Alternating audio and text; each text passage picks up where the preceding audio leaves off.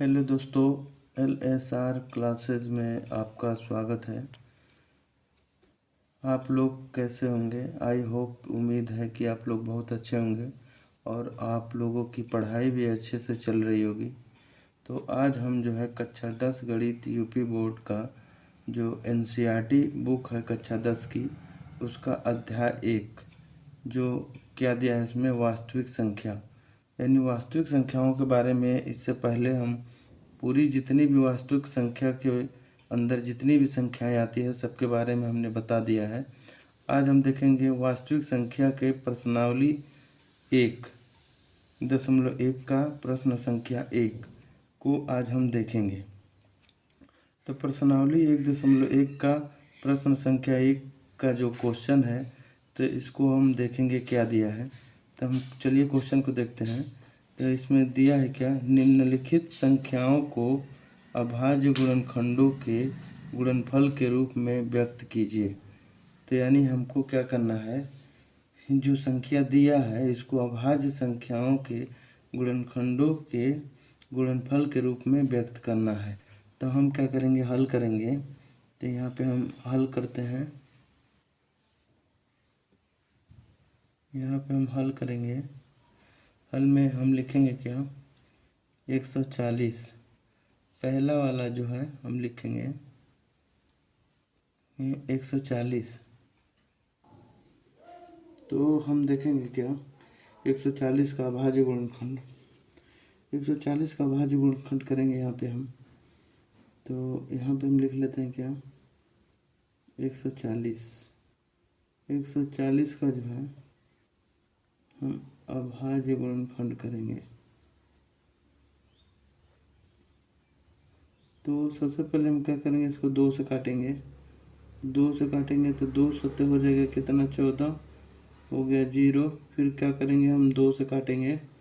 तो 2 से जब काटेंगे तो ये 2 तिहाई 6 और 2 पचे 10 यानी 35 हो गया।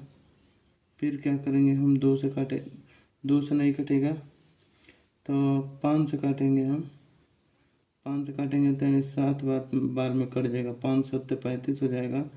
फिर क्या है, 7 से काटेंगे, 7 एकम 7, यानी 140 का अभाज्य गुणनखंड हो गया। तो इसको हम लिखेंगे क्या, 2 गुणे 2, 2 गुणे 2 गुणे 5 गुणे 7,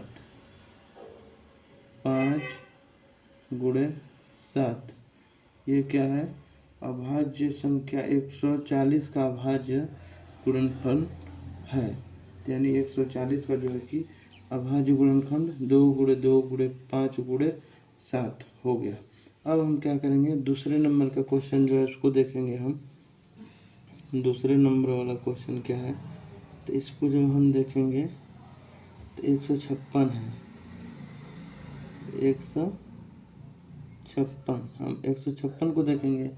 तो अब हम देखेंगे क्या, यहाँ पे 156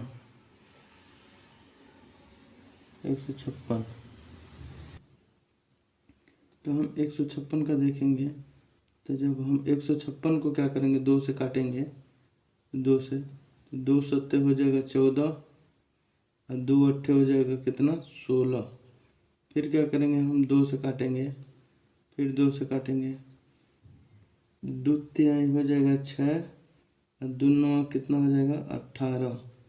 फिर हम क्या करेंगे, इसको 39 है। फिर हम इसको 3 से काटेंगे। तो 3 से जब हम काटेंगे तो 3 एकम 3, 3 तिली के 9। तो फिर हम क्या करेंगे, 13 को 13 से ही काटेंगे, 13 एकम 13। तब 156 का अभाज्य गुणनखंड जो होता है क्या है, 2 गुणे 2 गुणे 3 गुणे क्या है, 13 है।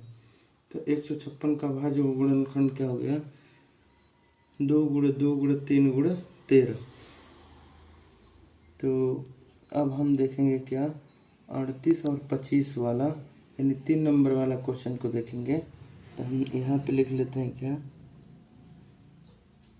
3 नंबर वाले क्वेश्चन को हम देखेंगे। तो 3 नंबर वाले क्वेश्चन में क्या दिया है कि 3825 यानी 3825 3825 का हमको क्या करना है, अभाज्य गुणनखंड करना है। तो क्या करेंगे हम, 3825 का जो है हम अभाज्य गुणनखंड करेंगे। तो हम ये तो लास्ट में 5 है, तो ये 5 से ही कटेगा। यहाँ पे हम लिखेंगे कि 5, तो 5 सत्ते कितना होता है, 5 सत्ते होता है 35, 3 32 हो जाएगा। तो 5 छक्का हो जाएगा कितना, 30, और ये 5 30 हो जाएगा, 2 बचेगा, यानी 5 बचे 25। फिर क्या करेंगे हम, फिर हम 5 से ही काटेंगे, फिर 5 से काटेंगे। तो 5 एकन्नम 5, 2 बचेगा, हो जाएगा 26। तो 5 बचे हो जाएगा 25, और 5 तियाँ 15। फिर हम क्या करेंगे, हम किससे काटेंगे, अब हम काटेंगे 3 से। तो यहाँ पे हो जाएगा 3 पचे 15, और 3 एकन्नम 3। फिर क्या करेंगे, हम 3 से काटेंगे। तो 3 एकन्नम 3, और 3 सत्ते 21। अब 17 को हम किससे काटेंगे, 17 को 17 से ही काट देंगे। तो 17 एकन्नम 17। तो अब होगा क्या, 3825 का अभाज्य गुणनखंड 5 गुणे 5 गुणे 3 गुणे 3 गुणे 17। यहाँ पे हो जाएगा 5 गुणे 5 गुणे 3 गुणे 3 गुणे क्या है 17। ये जो है इसका 3825 का जो है अभाज्य गुणनखंड है। अब हम देखेंगे 4 नंबर वाला क्वेश्चन क्या है। 4 नंबर वाले क्वेश्चन को देखेंगे। तो हम 4 नंबर वाले क्वेश्चन को, ये 5005 है, ये 5005 का हम क्या करेंगे, अभाज्य गुणनखंड करेंगे।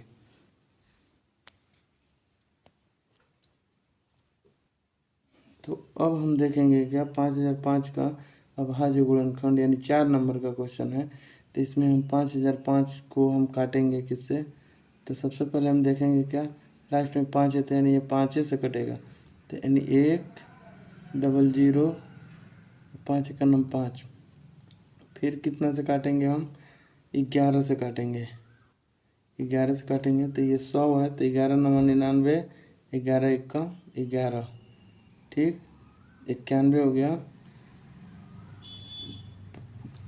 फिर 7 से काटेंगे, फिर 7 से काटेंगे।